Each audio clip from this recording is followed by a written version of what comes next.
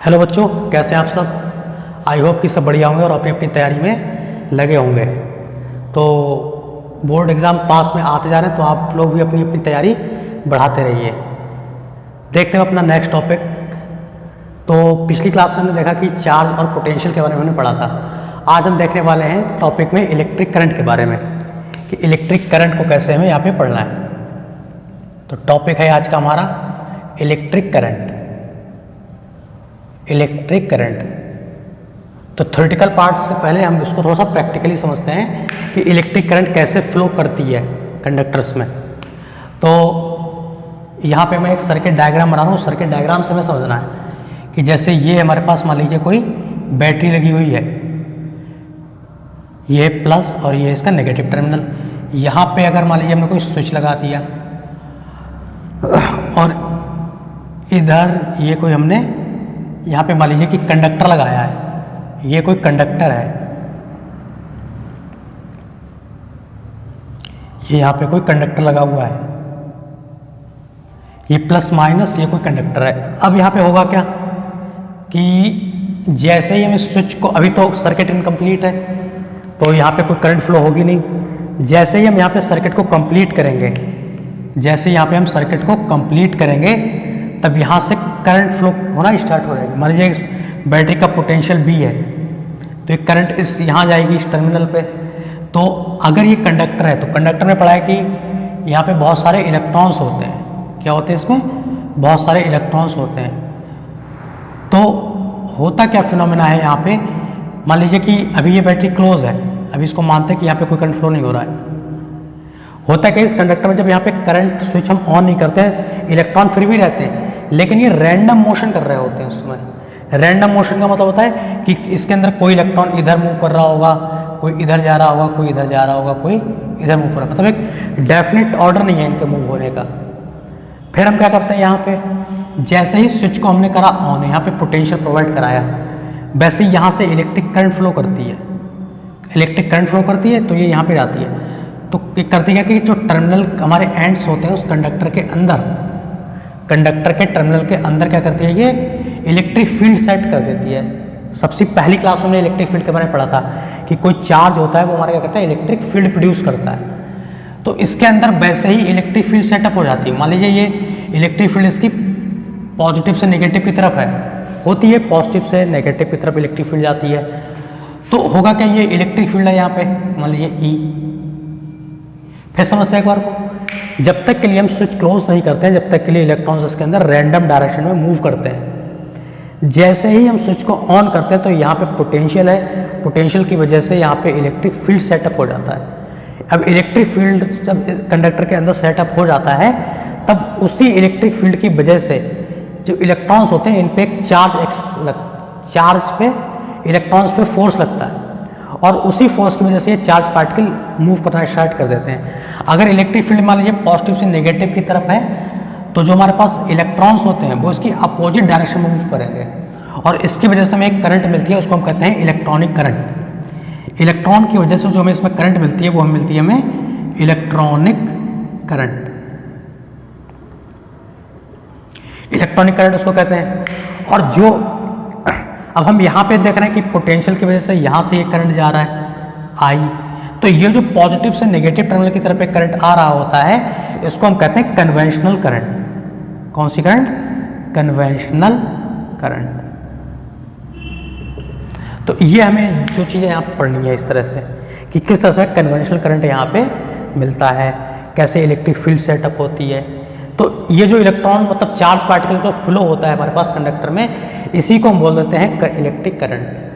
अब हम इसकी डेफिनेशंस पे आते हैं कि करंट की डेफिनेशन क्या होती है। यहाँ पे करंट और कौन सा, इलेक्ट्रिक करंट, हमें पूरा लिखना है यहाँ पे।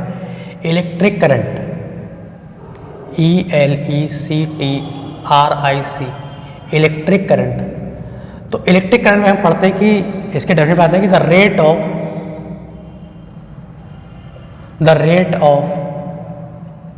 flow of charge,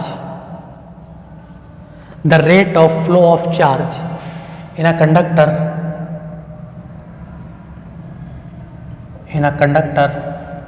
is called electric current।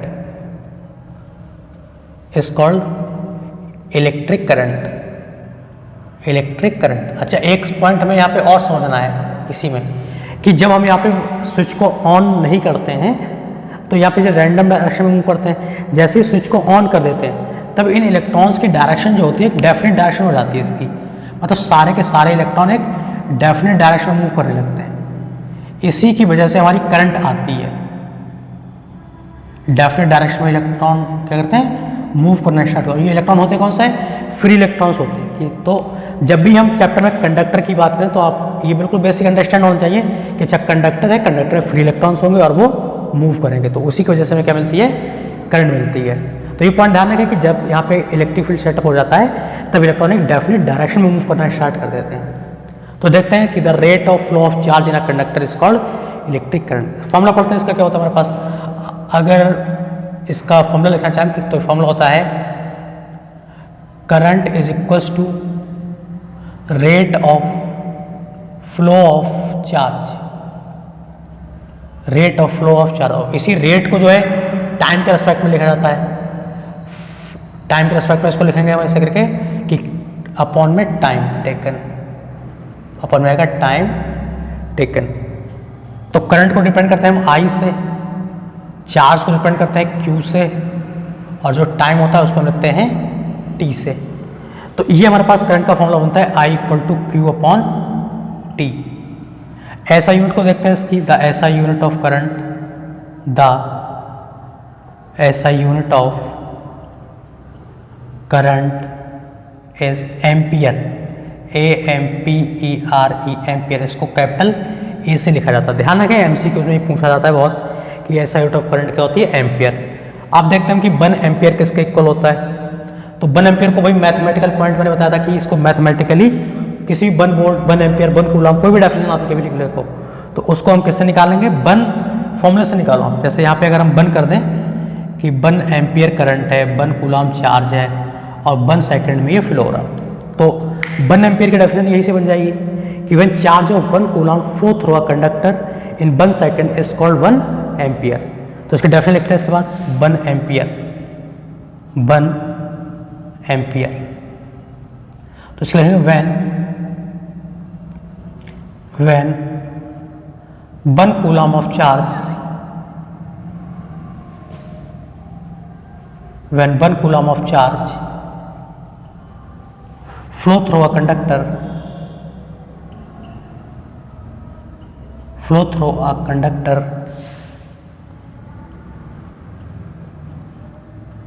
in 1 second, in 1 second is called 1 ampere, 1 ampere. तो हमें ये 1 एम्पियर की डेफिनेशन याद रखनी है कि when 1 coulomb of charge flow through a conductor in 1 second is called 1 ampere. Ampere नहीं, यहाँ पे 1 एम्पियर लिखना है हमें, यह जाएगा 1 एम्पियर। तो इस तरह से हम इसकी डेफिनेशन लिख सकते हैं। इसके बाद देखते हैं कि इसकी डेफिनेशन हो गई, इसकी ऐसा यूनिट हो गया, 1 एम्पियर हो गया। तो इसको लिखते हैं शॉर्ट में कि जो 1 एम्पियर हमारे पास होता है वो 1 कूलम पर सेकंड के इक्वल होता है। तो ये ध्यान रखें रिलेशन इसका। और इसके बाद देखते हैं कि जो हमारे पास करंट होता है, करंट को मेजर किस डिवाइस से करते हैं, तो current is measured by, current is measured by an instrument called ammeter। कि करंट को मेजर करने के लिए हम एक इंस्ट्रूमेंट का यूज करते हैं जिसको हम एमीटर कहते हैं। एमीटर जो होता है वो सर्किट्स में सीरीज कनेक्शन में लगाया जाता है। Ammeter is connected, ammeter is connected in series combination, in series combination with the circuit, तो इसको हम सीरीज कॉम्बिनेशन में लगाते हैं सर्किट में। अब सीरीज कॉम्बिनेशन,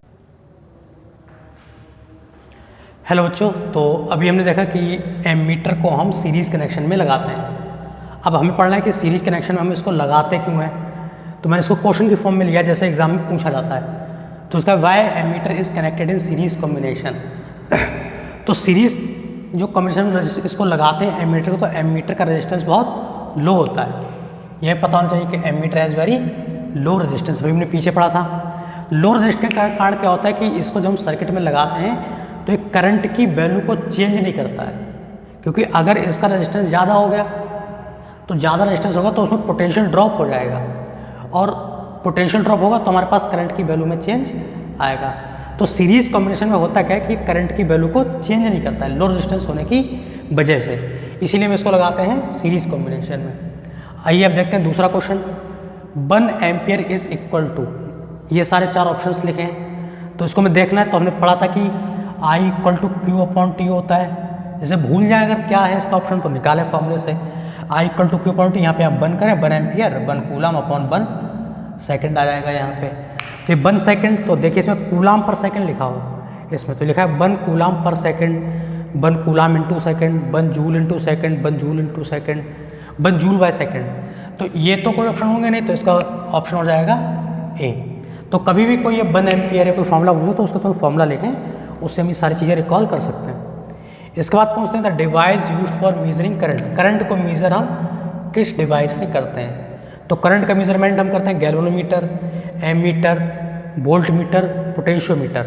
तो इसका मेजरमेंट हम करते हैं एमीटर से, पीछे हमने पढ़ा था। इसके बाद ये न्यूमेरिकल क्वेश्चन है कि if there is a 10 ampere current in a circuit, जो गिवन है उसको लिखिए कि यहाँ पे हमारे पास 10 एम्पियर करंट गिवन है।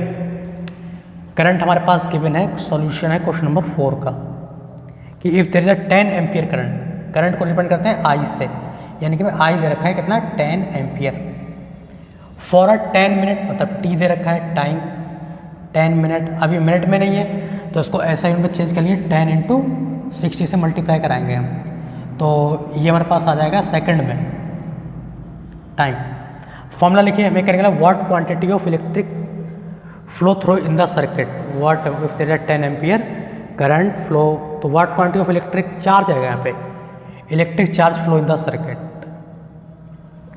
तो हमसे यहाँ पे Q की वैल्यू पूछ रहा है, तो हम फॉर्मूला लगा देंगे इसमें कि I equal to Q upon T, I is equal to Q upon T.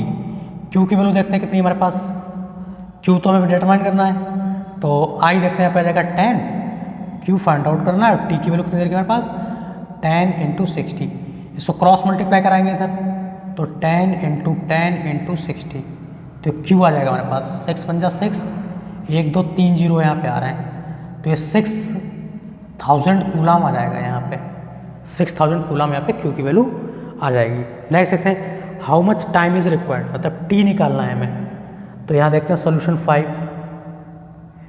T यहाँ पे हमें कैलकुलेट करना है। Required for 10 coulomb of charge, 10 coulomb, coulomb क्या होता है चार्ज, तो Q आ जाएगा यहाँ पे 10 कूलम, भाई कूलम चार्ज क्यों होता है तो चार्ज ले लो, Q इक्वल टू 10 कूलम दे रखा है। If the rate of flow is 2 ampere, rate of flow मतलब जो करंट फ्लो हो रही है वो कितनी है 2 एम्पियर, मतलब I दे रखा है हमारे पास, I equal to 2 ampere. Formula लगाएंगे हम I equal to Q upon T, Q की वैल्यू आ जाएगी यहाँ पे 10, और इसको देखते हैं थोड़ा सा, I दे रखा है हमारे पास 2, Q यहाँ पे हमें देखा है 10, T नहीं दे रखा, T निकालना है, तो T को उधर मल्टीप्लाई कराएंगे क्रॉस मल्टीप्लाई में, ये मल्टीप्लाई वाला फैक्टर आ जाएगा 2 में, तो 10 अपॉन 2, 2 5 जा 10, तो टाइम यहाँ पे हमारे पास आ जाएगा 5 सेकेंड। तो इस तरह से हमें कोई भी क्वेश्चन करंट का आता था उसे हमें करना है। बेसिक फॉर्मूला याद रखें जरूर, क्योंकि न्यूमेरिकल में, कंसेप्चुअल में और छोटे छोटे क्वेश्चंस में हमारी हेल्प करता है।